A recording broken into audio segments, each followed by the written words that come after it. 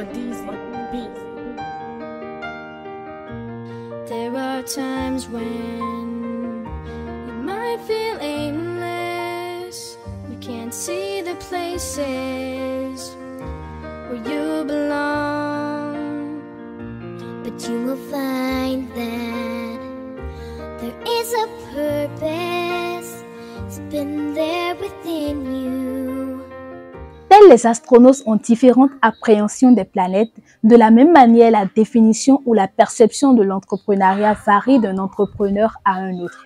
Aujourd'hui, nous sommes avec un biotechnologue de formation qui est en même temps transformateur agroalimentaire. Avec lui, nous allons explorer ce grand territoire qu'est l'entrepreneuriat et essayer de lui trouver une introduction. Recevez mes chaleureuses salutations, chers internautes et téléspectateurs. Abonnez-vous si vous ne l'êtes pas encore et ayez sur vous de quoi prendre note parce que vous aurez beaucoup à apprendre. Tout de suite, allons à la rencontre de notre hôte.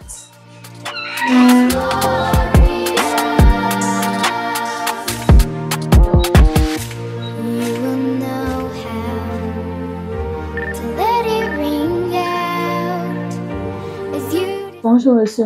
Bonjour. Vous allez bien? Très bien. Et ici à la pâtisserie, comment les choses se passent?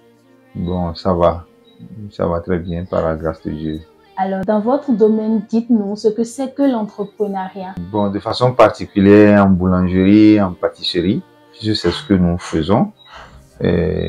L'entrepreneuriat, c'est un secteur d'activité où il y a un entrepreneur, quelqu'un, le leader, il réunit un certain nombre de moyens.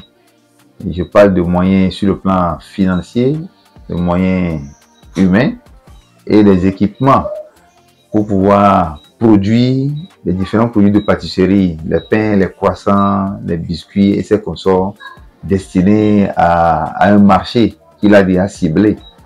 Et voilà. Et dans l'objectif de gagner de l'argent, d'avoir de profit, de bénéfices. Qui peut entreprendre alors dans ce même secteur que vous? Pour ma part, toute personne ayant la détermination et la volonté peut entreprendre dans ce secteur. Seulement, le domaine est un peu jaloux lorsque vous n'avez pas une idée de comment on peut transformer les produits céréaliers, particulièrement le blé, en des produits de pâtisserie. Vous-même, vous n'avez pas une idée. Ça embête un peu. On n'arrive pas à contrôler les flux de produits, de production, et pour pouvoir avoir ce que nous appelons les gains de production. Donc, du coup, on peut penser que le domaine n'est pas rentable, mais lorsque vous-même vous êtes dedans, vous comprenez ce qu'il faut faire et comment il faut agir pour gagner de l'argent. Alors, quelles sont les étapes pour entreprendre dans ce secteur, précisément dans le secteur de la transformation agroalimentaire? Comme je le disais tantôt, c'est la première étape. La première étape, la plus importante, c'est qu'il faut avoir une idée claire de ce que vous voulez faire dans le domaine de la boulangerie-pâtisserie. Parce que, et j'ai toujours souvent dit ça, tout le monde entreprend, tout le monde fait, on peut faire tous la boulangerie-pâtisserie, mais quand on est trop ordinaire, aujourd'hui le secteur est devenu trop compliqué. Quand on est trop ordinaire, on n'a pas la clientèle qu'il faut, donc il faut avoir une spécificité. Donc pour ça, il faut avoir une formation d'abord dans le domaine. Ça permet d'être plus pointu. Deuxième étape, c'est qu'il faut pouvoir avoir au moins quelques moyens de production. Quelques moyens nécessairement pour pouvoir savoir comment transformer. Donc, quand je parle de moyens de production, c'est tout un ensemble. Il faut avoir un lieu pour transformer. Il faut avoir quelques équipements ou matériels pour pouvoir le faire.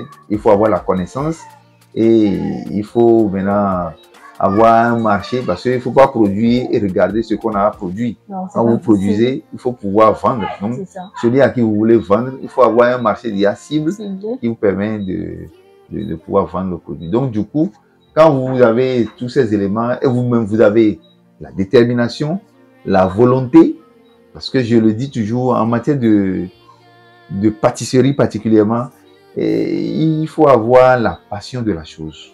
Sans cette passion, c'est un peu compliqué.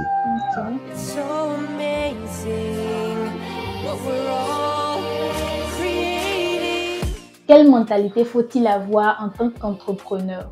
Oui, l'entrepreneur doit avoir comme esprit quelqu'un qui, chaque jour, est capable de résoudre un problème. Parce que, comme les gens le pensent, un entrepreneur, c'est quelqu'un qui est à l'aise, c'est quelqu'un qui est autonome et qui fonctionne, mais c'est un couteau à double tranchant. Vous faites mal et ça vous tabasse en même temps. Vous faites bien et ça vous permet de grandir. Et c'est qu'il faut comprendre que c'est un ensemble de problèmes qui est mis en place et que chaque jour que vous arrivez à résoudre un des problèmes, vous évoluez. C'est-à-dire vous gravissez un escalier. Donc moi, je vois même que l'entrepreneuriat, c'est comme si on vous met un paquet de problèmes en place et chaque fois que vous arrivez à résoudre un problème, vous grandissez et vous vous mettez plus dans le pot de l'entrepreneur et vous gagnez de l'argent.